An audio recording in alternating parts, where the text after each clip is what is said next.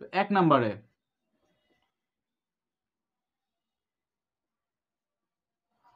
Address বাস। তো address বাস বোঝার আগে আমাদের মেমোরির স্ট্রাকচার বুঝতে হবে। তো আমরা মনে করছি এটা হচ্ছে আমাদের একটি মেমোরি।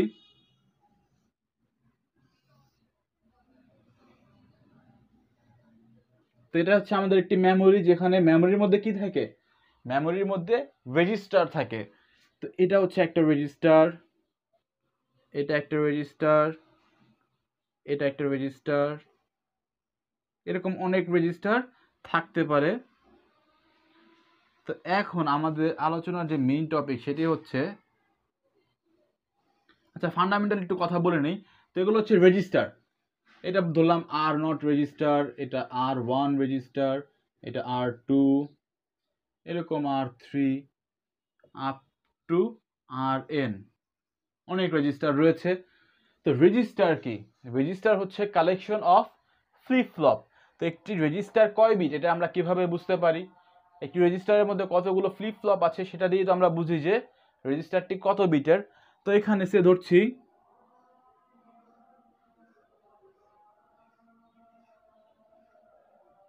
1 2 3 4 5 6 7 8, 8টি হয়ে গেছে, ফাইন।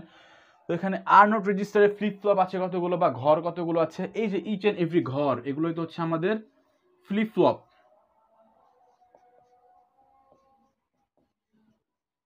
তো ফ্লিপ ফ্লপ হচ্ছে যে কোনো 1 বিট স্টোর করতে পারে, ইদার 0 স্টোর করবে ওর 1 স্টোর করবে।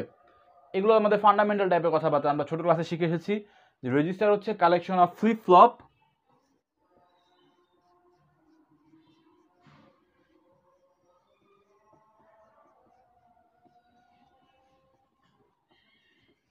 যেখানে ফ্লিপ ফ্লপের মধ্যে আমাদের 1 বিট ইনস্টল করা সম্ভব বা স্টোর করা সম্ভব, যেখানে হচ্ছে 1 বিট ইদার 0 হবে অর 1 হবে। তো একটি রেজিস্টারে যে কত ফ্লিপ ফ্লপ থাকে সেটাই হচ্ছে রেজিস্টারের বিট। তো এখানে 8টি ঘর আছে, 1 2 3 4 5 6 7 8, অর্থাৎ 8 বিট এখানে স্টোর করা যাবে। তো আমাদের এই যে R0 যে রেজিস্টার রয়েছে, এই R0 রেজিস্টারের সাইজ হচ্ছে 8 বিট। তো এটা জরুরি না যে সব সময় 8 বিটই থাকবে। তো আমি যদি এখানে বলি 1 2 3, এই যে R1 রেজিস্টার, এই রেজিস্টারে কত বিটের? 1 2 3 4, 4টি ঘর আছে, তার মানে 4 বিটের রেজিস্টার। তো সে এখানে 1 2 3 4 5 6 7 8 9 10 11 12 13 14 15, 1 2 3 4 5 6 7 8 9 10 11 12 13 14 15 16। তো R2 তে 16টি ফ্লিপ ফ্লপ রয়েছে, তার মানে R2 রেজিস্টার হচ্ছে 16 বিটের।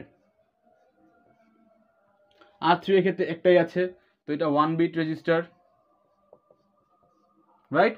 তো আশা করি রেজিস্টারের কাহিনী আপনারা বুঝতে পেরেছেন যে যে কয়টা ঘর থাকবে বা যে কয়টা ফ্লিপ ফ্লপ থাকবে ততগুলোই হচ্ছে তার বিট। তো এখন ইচ অ্যান্ড এভরি রেজিস্টারের ক্ষেত্রে অ্যাড্রেস করার জন্য, ইচ অ্যান্ড এভরি রেজিস্টার, এটা তো মেমোরি লোকেশন, এই মেমোরি লোকেশন অ্যাড্রেস করার জন্য একটি ওয়্যারের প্রয়োজন হয়ে থাকে। তো এই রেজিস্টারের ক্ষেত্রে একটি ওয়্যার প্রয়োজন হবে, এই রেজিস্টারের ক্ষেত্রে একটি ওয়্যারের প্রয়োজন হবে, এই রেজিস্টারের ক্ষেত্রে একটি ওয়্যার, এটার ক্ষেত্রে একটি, এরকম করে যে কতগুলো রেজিস্টার থাকবে সে কতগুলো ওয়্যারের প্রয়োজন হয়। তো address bus in microprocessor 8085, microprocessor 8085 এর অ্যাড্রেস বাস হচ্ছে তো আপনাদের 16 বিটের।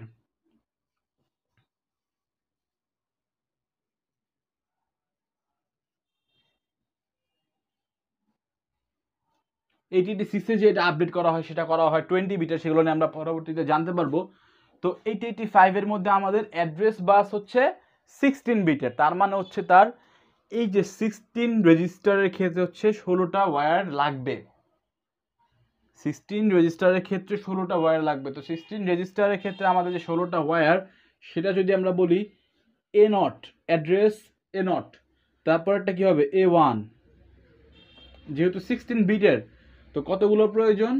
16টা প্রয়োজন। আমরা এখানে ইন্ডেক্স 0 থেকে শুরু করেছি, তার মানে কি A0 A1 A2 A3 A4 এভাবে করতে করতে করতে করতে A15 পর্যন্ত আসবে, অর্থাৎ তার 16টা অ্যাড্রেস লাইন প্রয়োজন।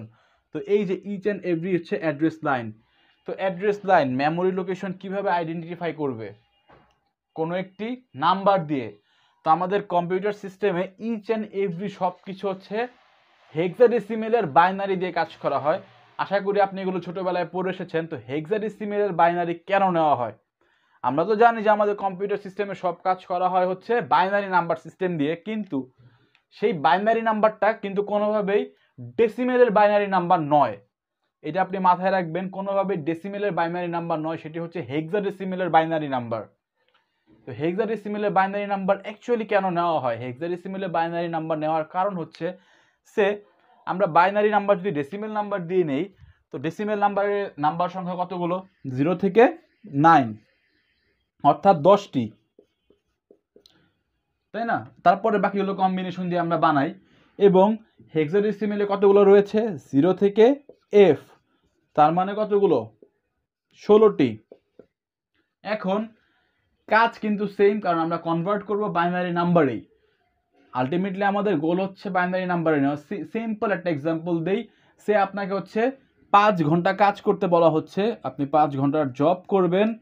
তো একটি কোম্পানি আপনাকে অফার করছে 10,000 টাকা, আরেকটি কোম্পানি আপনাকে অফার করছে 16,000 টাকা। তো আপনার কাজ যেহেতু সেম, 5 ঘন্টায় আপনি কাজ করবেন, বা আমাদের কাজ যেহেতু সেম, আমরা বাইনারি নাম্বারে কনভার্ট করব। তো আপনি কোনটা চুজ করবেন এক্ষেত্রে? অবশ্যই চুজ করবেন যেখানে হচ্ছে আপনি 16,000 টাকা পাচ্ছেন। আর আমরা এখানে হেক্সাডেসিমেল নাম্বার কেন চুজ করছি?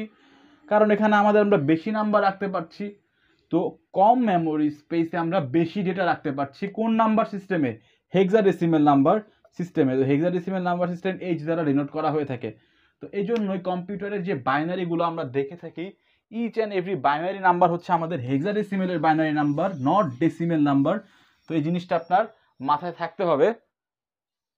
তো এখানে যেহেতু আমরা বলছি হেক্সাডেসিমেলের বাইনারি নাম্বার, তো সেক্ষেত্রে আমাদের এইখানে যে মেমোরির যে অ্যাড্রেস রয়েছে, সেই অ্যাড্রেসটাও হেক্সাডেসিমেলেই থাকবে। এবং আমরা বলছি একটি অ্যাড্রেস হচ্ছে আমাদের 16 বিটের।